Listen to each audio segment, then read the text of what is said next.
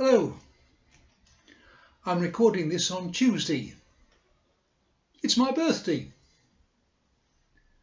When I was born, 2/3 of the atlas were shaded pink. The British Empire was the biggest empire the world had ever seen. Its collapse, in the context of history, has been spectacularly fast. There are two ways of looking at the British Empire. One is to say that the British Empire was a tremendous blessing wherever it went. The more time goes on, the more convincing this argument becomes. Would Robert Mugabe's murderous rule, or the systematic corruption of people like Jacob Zuma, have happened under British rule? I think not.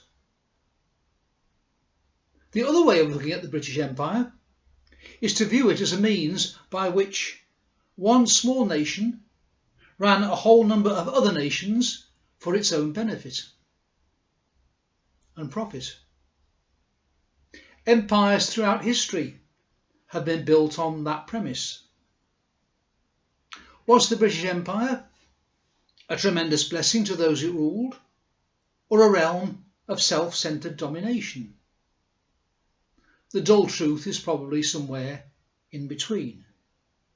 But the present debate on this, expressed as it is in how we treat our imperial statues, fails to ask an important question.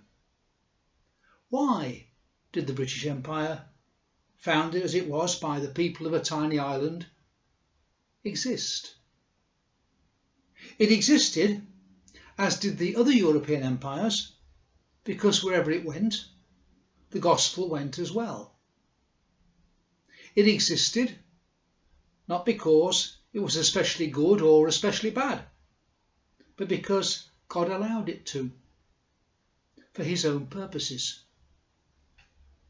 Once this country and the rest of Western Europe had decided that the gospel was no longer part of its life and message, its empires would have no further use to God, and they disappeared almost overnight.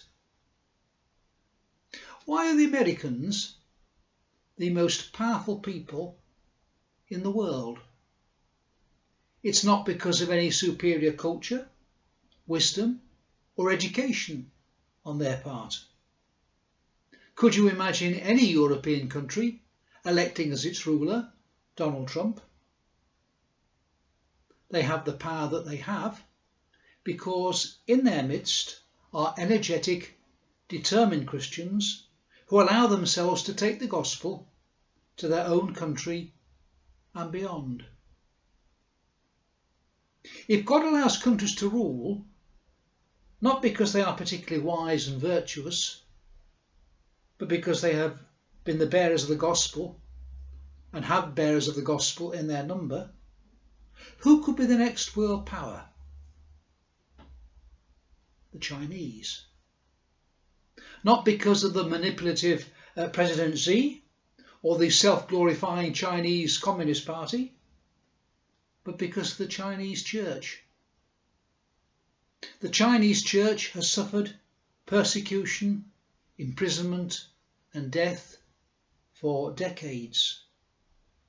It is one of the strongest, deepest churches the world has ever witnessed. It is because of their faith and sacrifice that China will become a great world power in years to come. Bye-bye.